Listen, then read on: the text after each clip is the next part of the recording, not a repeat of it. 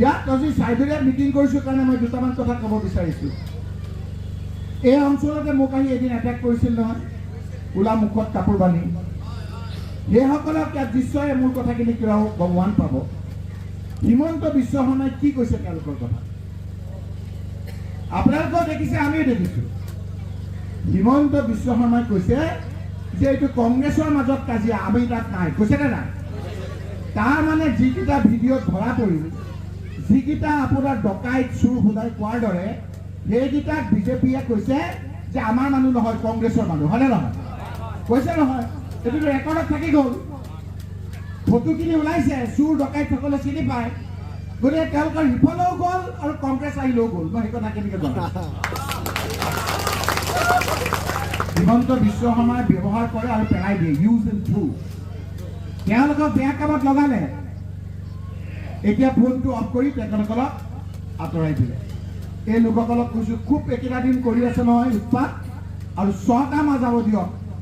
6টা মাহৰ পিছত এই নেদেখাজনে তাৰ প্ৰত্যুত্তৰ দিব, আমি সকলোৱে মিলি পেলাই কৰিব। আমি ইমান ভয় কৰাহেঁতেনতো আমি তেতিয়াই আপোনাৰ বহা মানিলোহেঁতেন। তেতিয়াৰ পৰা যুঁজি মোৰে কংগ্ৰেছৰ মহিলাসকল, যুৱকসকলে আজি আপোনাৰ অভূতপূৰ্ব আপোনালোকে ৰিজাল্ট পাইছে।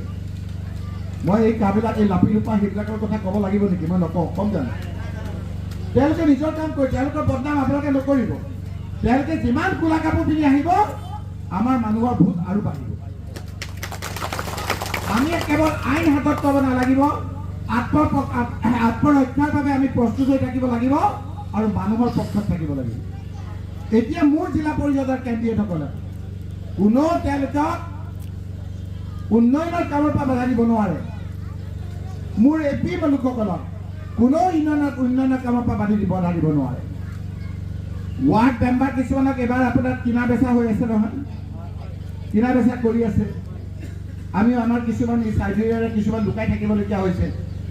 ইলেকশ্যনৰ পিছদিনা সেই লোকসকলে আৰু খবৰ নকৰিব। মই ক'লো আপোনালোকক, এই আপোনাৰ উপনিৰ্বাচনক এই হত্যাকাৰীসকলক, ড্ৰাগছৰ মাফিয়াসকলক, ডকাইতসকলক ব্যৱহাৰ কৰি আমাৰ সম্প্ৰীতিসকলৰ ওপৰত যি অত্যাচাৰ অন্যায় কৰিছিলে, তাৰ কাৰণে সাংগঠনিক সমষ্টিবাহী ৰাইজ আজি প্ৰস্তুত দি দিছে যে আমি অত্যাচাৰ বিৰুদ্ধে আমি তাকো ভয় নকৰোঁ, আমি ড্ৰাগছবোৰক ভয় নকৰোঁ, ডকাইতক ভয় নকৰোঁ, হত্যাকাৰীসকলক আমি ভয় নকৰোঁ।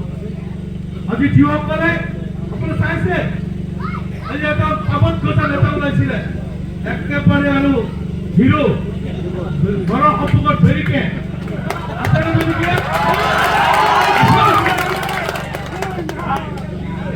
তেওঁলোকে প্ৰচাৰ কৰিলে যে আমাৰ টি চাৰ্ট, কোলা ৰঙৰ টি চাৰ্ট,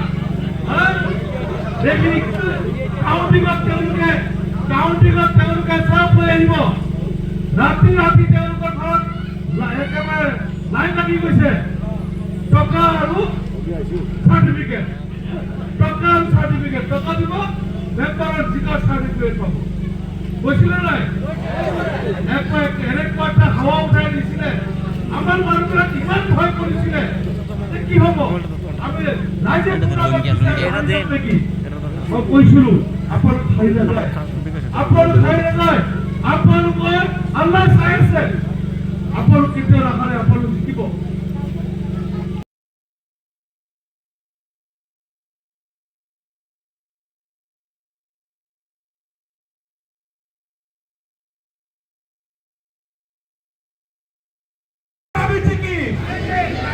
আমি যুঁজাৰু, আমি যুঁজি যাম, আমি যুঁজাৰু, আমি যুঁজি যাম, আমি যুঁজি মাৰো জিকিম।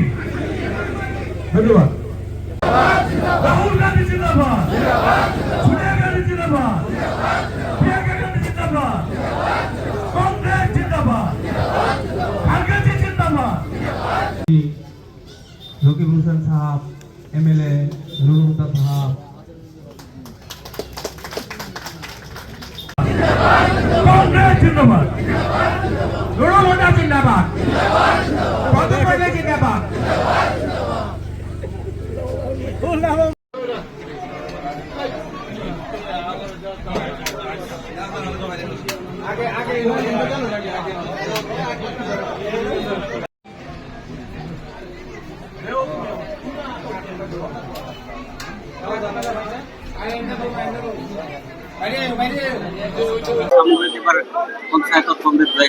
এইটো মোৰ চমক নহয়, এইটো ৰাইজৰ চমক, কংগ্ৰেছৰ চমক।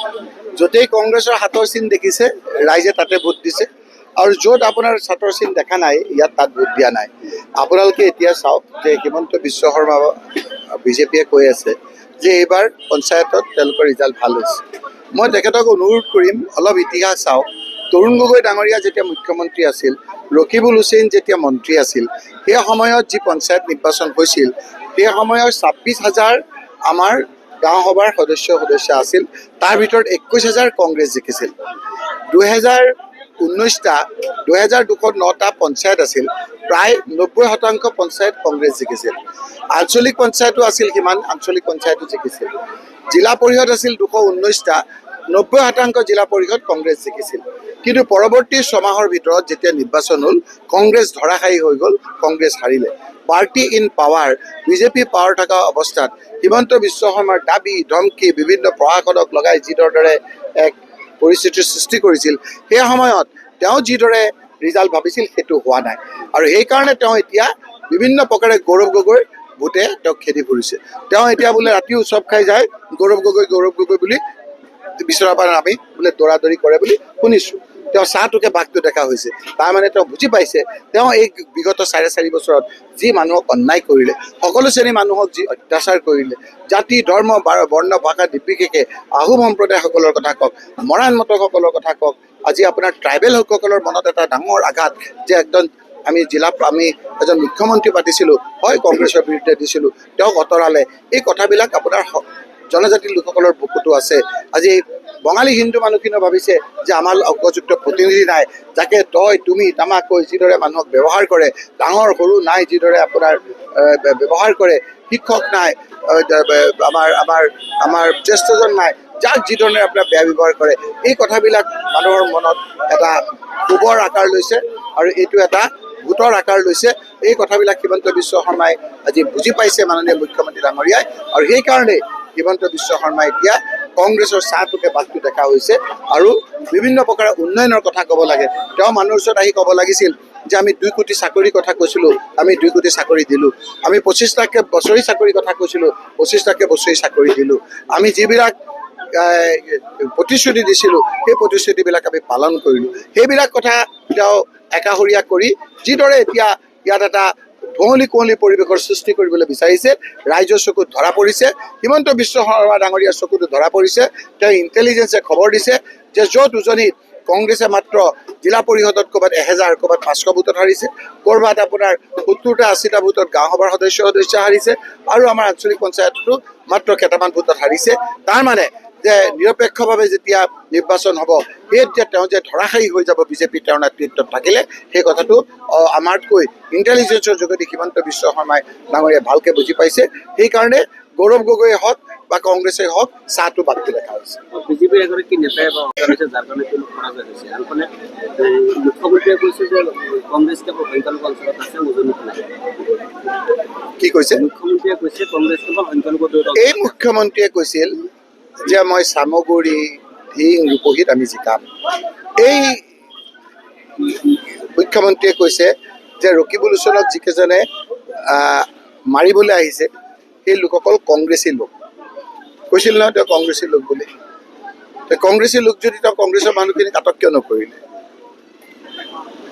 আৰু যদি তেওঁলোকে কৈছে ইয়াত তেওঁলোকৰ বুথ কমিটিয়ে নাই, তেওঁ নিজেই কৈছে আমাৰ বুথ কমিটিয়ে নাই, গতিকে আমাৰ ক'ত আমাৰ ইয়াত কমিটি। তাৰমানে সেই মানুহসকলক ইউজ কৰিলে, এতিয়া থ্ৰু পেলাই দিলে, ইফালেও গ'ল সিফালেও গ'ল, কংগ্ৰেছ আহিলেও গ'ল, বিজেপিয়েও তেওঁলোকক স্বীকৃতি নিদিয়ে। আনহাতে আজি আপোনালোকে চাওক, যদি তেওঁ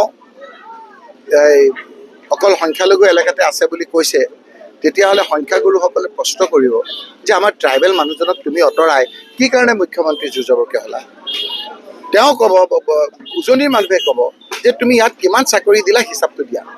তুমি যে 2 কোটিকে বছৰি দিম বুলি কৈছিলা, উজনিত কিমান দিলা সেই কথাটো হিচাপটো দিয়া। তোমাৰ যিটো হিচাপ সেইমতেই দিয়া যে 15 লাখকৈ যে তুমি টকা দিম বুলি কৈছিলা তোমালোকে প্ৰত্যেকৰে, সেই টকাটো কিমানজন কিন্তু মানুহক দিলা, কিমানজন তুমি কোৱা মানুহক দিলা, উজনি অসমত দিলা, তাৰ হিচাপ নিকাচবিলাক দিয়া। তোমালোকে কোৱা কথাখিনিয়ে, আমি কোৱা কথা কোৱা নাই নহয়। তোমালোকে নিৰ্বাচনৰ প্ৰাক মুহূৰ্তত যিখিনি কথা প্ৰতিশ্ৰুতি দিছিলা সেই কথাখিনি কিমানখিনি পালন কৰিলা সেইখিনি কৈ ৰাইজৰ ওচৰলৈ আহা। এতিয়া সেইবিলাক নকৈ তুমি ধাৰ ধুৰ লৈ ৰাইজক বিভিন্ন ধৰণে প্ৰতাৰণা কৰিবলৈ আহিছা। ৰাইজে এই কথাবিলাক বুজি পাইছে। জুই চাই দাম, এটা বস্তু কিনিব নোৱাৰে মানুহে। আজি আপোনাৰ পাৰ্চেজিং ক্ষমতা কমি গৈছে। দোকানীবিলাকে ৰখি আছে, কোনো বিক্ৰী নাই।